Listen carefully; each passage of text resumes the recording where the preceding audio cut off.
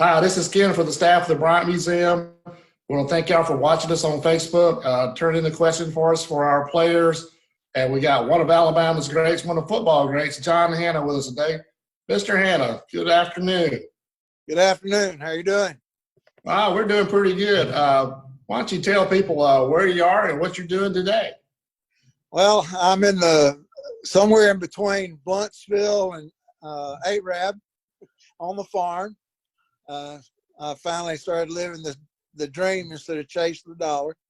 And so anyway, I got I'd use a different grazing system on my herd. So I have to put them in the paddocks and then take them out about 3 hours later. So I've been grazing cattle, and then we're putting out chicken litter all over the place. About how many head of cattle are you working now? Right now, we got about 120 mama cows. And so I guess total count somewhere around 205 head. Well, that's a full-time job, 7 days a week. I like it. I enjoy it. I enjoy being outside, and it just proves those Auburn folks that even us Alabama folks can farm too. So we'll be all right. Well, we appreciate you joining us today. We've got several questions from our museum followers on Facebook, and I'll throw in a few there too. First, let's start. You come from I guess an Alabama football family. Going back to your dad and more. Right. Yeah. My dad was the first, and there's an interesting story behind that. I don't know how long-winded you want me to be. Sure. But anyway, Dad got out of he was in the Navy, and he grew up pretty rough and didn't have a lot of self-confidence when it came to education, things like that. But while he was in the Navy, this guy named Rock McCants befriended him and convinced my dad to go to college. So Dad said, well, Rock, where am I going to go? He says, you're going to go with me to Clemson. So Dad goes up there and says, well, if y'all would give me a half a scholarship, because I got a half VA scholarship, and give me room and board, give me 3 meals a day, I'll come play at Clemson. And so Dad went down and he called Hank Chris, who had coached him at Athens when he was in OCS school. And so gave the same proposal, and Hanks took him up on it. So instead of going to Clemson, Dad went to Alabama. And from that was my dad and his younger brother, Bill, who played when Coach Bryant, matter of fact, he was there when Coach Bryant came back to Alabama. Myself, my brother Charlie, my brother David, and I had a cousin, Steve Dildine, his mother's my dad's sister, wrestled at Alabama. So there's a lot of Hannahs went to Alabama because of that 1 meal a day. That's right. That makes a big difference in that story. And you mentioned wrestling. That was a big part in high school and college also, wasn't it? Yeah, wrestling was, a big part of my growing up. And I started wrestling when I was in 9th grade, when I went up to Chattanooga to go to Baylor School. And I tell you, that sport is probably the best thing any offensive lineman could ever do, because it teaches leverage and quickness, and it's one-on-one. So you got nobody else to depend on but you. And it was a great lesson, and I enjoyed it. I thought it was a great sport. And it's made a resurgent here in the South. I've got 2 brothers who've been high school coaches, and just like you said, it's mainly the offensive line coaches that want them to do it. So that's kind of become part of the off season for linemen now, is to be wrestlers. Oh yeah, it's people don't understand, but it's as an offensive lineman, you have to feel weight shifts and movement of your opponent and adjust to that. And that's all wrestling is because you can't really see anything, you feel things. And that's why, I'll go off the rabbit trail now, but that's why a lot of these coaches that are coaching today that never really played the position, they can't coach the position because they've never felt it. And as an offensive lineman, you got to feel it. or else you can't coach it. And I've heard you talk about this in other settings, but what offensive linemen did in your college days to today, it's totally different. But they've got what you would be called for holding 100 times. They can do almost every play. It's a whole lot different. When I first started out, you had to keep your hands even inside the front, up against your chest and all. But they loosened that up a little bit and allowed you to use your hands on the inner framework of the body. But now you can almost wrap them up. But the biggest thing, I think the biggest difference now is because of all the rule changes, offensive line, let's talk wrestling. It's more Greco-Roman than freestyle. Everything's upper body. Whereas in the offensive lineman basically maintains contact, and then the back kind of finds the hole. Whereas when we played, you'd basically isolate a good matchup, and then you'd build a wall on either side of that matchup, and wherever that offensive lineman could take that one guy, that's where the back would shoot to. So it was either the A gap or the B gap, depending on whether the guard took him in or out. And it was a whole lot different. We created holes instead of letting the back find a hole. And one of the questions from our followers on Facebook kind of follows in with that. What the toughest player or players or kind of players that you had to block? What made it tough for you as offensive line? Well, there's I guess there's three types of players. First, you've got some guys that are really unbelievable pass rushers. The two best pass rushers I ever went against, I think, were Alan Page when he was with Minnesota, and then Randy White with the Cowboys. No question. They were just quick as a cat. And Randy had an unbelievable move. What most people don't understand is when you extend those arms, you've got no strength to take, to bring your arm out. And the guy can just bring, and he just slap your hand and move that hand over with this one and go by it. Whereas most people took that real long reach over, which you could block, but you couldn't do it with him. So you're always constantly having to play games. Then you've got those guys that are, those guys that are good against the run. And, I think, Ernie Holmes was probably the best I ever was against, just because he was so short, stocky, had great leverage, and it's hard to get under him and get leverage on him. He played with Pittsburgh. And then probably the two all-around guys that stick out in my mind is Howie Long and Joe Klecko. They were good at both, but the thing that really made them great is the only way they'd stop is if you shot them and killed them. They just kept coming the whole time. So they were all-day suckers. And you knew that when going into the game, you're going to have to play the whole game. Another question from our followers, and we appreciate you being with us here today. Appreciate their questions. You've been in Halls of Fames, the NFL 100, all kind of awards. Which of those stands out to you as being the most meaningful? I want to answer it a different way. The thing that stands out the most to me is I never won a championship. I never won a national championship. I never won a Super Bowl. And that's an answer we get a lot when we talk to players. Sometimes they remember when they didn't succeed more than when they did. So those things stand out sometimes more than the successes. Well, I had a friend of mine. You remember Don Shinnick, who played linebacker for Baltimore? Yes, sir. Well, Shinbone was our defensive linebacker coach when Raymond Berry was our head coach for the Patriots. One day we were at this event, and he sat down next to me, and he says, "John, which motivates you more?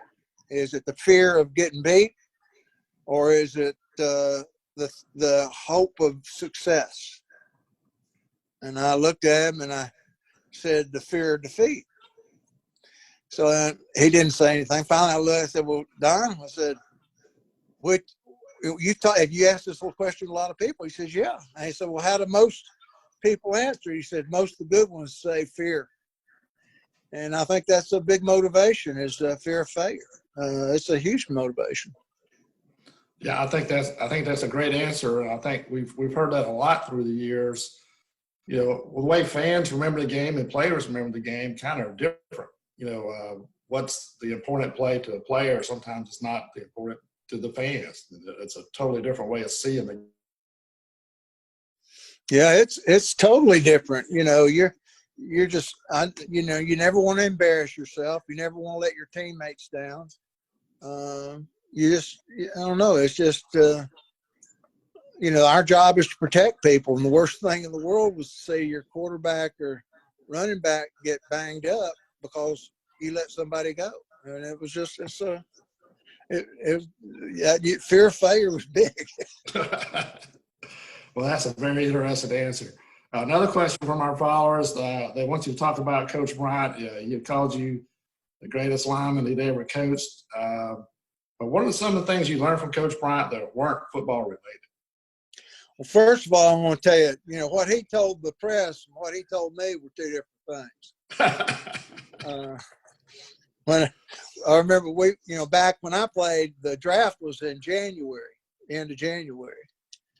And so our bowl game, we were going out to Texas my senior year to play. And I'd gotten a lot of letters from the pros. So Dad's suggested I go talk to Coach Bryant and set up a meeting with him, you know, so I went, and as I was going back to the meeting room for the first practice, Coach Bryant came out the door and I looked at him and I said, "Well, Coach, I don't want to talk about this now, but could I set up a meeting with you after the bowl game to where you might could help me find a representative for my contract?" And he looked at me and he said, "Shit, John, you don't need no damn lawyer. You're not good enough." So anyway, that's what he told me. So anyway, what did I learn most from Coach Bryant? I tell you what, the most I learned from Coach Bryant, that if I give it everything I got every play and just keep going, I may not win the first quarter, but I usually win the fourth quarter. The fact that I may not be as good as somebody else, but I can outwork them. And that's the biggest lesson Coach Bryant taught me. And it was a costly lesson because he put me through a lot. You know, I was one of the first big guys at Alabama, so he wanted to check my oil constantly. And, you know, hopefully I passed the test for it. Oh, I think he did. And let's talk about the draft. You know, we just had the NFL draft. They had to do it different, but your draft experience was probably very different than the players today, just the way they handled all that. Yeah, there's no Hollywood to it back then. You know, I was sitting and we were living off campus, and I was just sitting around waiting for the phone ring, and it rang. And, you know, back then, too, you know, the NFL wasn't really publicized. So, you know, all I knew was basically Dallas Cowboys and Green Bay Packers, because Bart Starr was Green Bay and Leroy Jordan was at Cowboys. So, anyway, I get a phone call, and it's Chuck Fairbanks.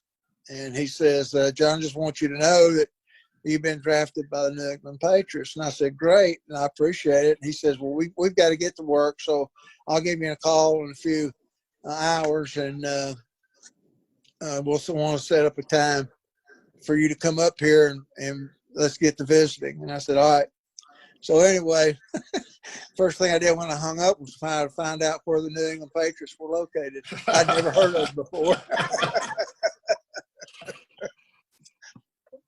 Well, Chuck Fairbanks turned out to be a pretty successful coach in his own right, too, didn't he? For me and my personality, There's a lot of different personalities. But for my personality, Chuck Fairbanks the best head coach I ever had. He had great organizational skills. And he had an eye for talent, whether it was coaching or players. He just had an eye for talent and wasn't afraid to bring them in. Never worried about somebody being better than him. Matter of fact, he tried to get people better from him so he could learn. And the other thing is you could trust him. A story there. When I first got there, everybody, he'd sit down with them and he'd say, well, what do you want to accomplish? And I told him, well, I want to win a Super Bowl. I want to do this, I want to do that. He says, well, I'm talking about that. Everybody wants to win the Super Bowl. He says, what do you want individually out of it? And I said, well, I've always wanted to be the best at my position that ever played. And he said, well, what will that take? And I said, well, it's going to take me to dedicate myself to it. But I said, I need a good coach. I need somebody that can show me how. And at that time, we had Red Miller, who, prior to coming to the Patriots, he had sent 4 of his 5 offensive linemen at the Cardinals to the Pro Bowl. Well, when we went to the playoffs in '76, Red took the head job at Denver. And we had a coach there, and he just wasn't any good. So after that season, I knocked on Coach Fairbanks' door. And Coach Fairbanks came in and he said, what is it, John? I said, well, you remember that meeting we had about having a good coach? He said, yeah. I said, well, I don't think I've got that coach, and I need a new offensive line coach to get my goals going. He says, okay. And I walked out. Next year, we had Jim Ringo, who had been to the Pro Bowl 10 times, Hall of Fame center. Greatest coach. He taught me the little nuances that right now most coaches would say, well, you can't do that, but you sure can. And it's a lot better to do it his way than other ways because he had been there. And Jim Ringo just took my game and transported it to a whole different level. Well, we appreciate him doing that. We appreciate it. Here's a question that I thought was interesting for one of our Facebook followers. Evidently, you used to be a big bowler. Is that true? Well, I saw that, and to be honest with you, I used to bowl some, but I wasn't I was big in size, but not big in quality. I wound up in the alleyway most of the time, and I probably I might have gotten maybe 1 strike per the 10 rolls, but that's about it. Well, they asked what we were high. Let's go for, so maybe we'll just skip over that one. So you just it's probably around 110 or 15, something like that. Not real good. John, we appreciate you being with us today. We appreciate all you've done for the museum through the years. And I kind of want to give you the last word. Why don't you give people a little pep talk as we try to get through this virus situation and get things back on track. So I'll give you a couple of minutes to wrap us up and give folks some positive thoughts going forward. Well, I don't know how positive it is. All I know is that, we are all talking about science and knowledge and intellect and all that kind of stuff. But we forget about the one guy that really controls this whole thing is our Lord and Savior, Jesus Christ. And, he isn't going to let anything happen to us that he hadn't got in the books already. So why be scared? Why be all shook up?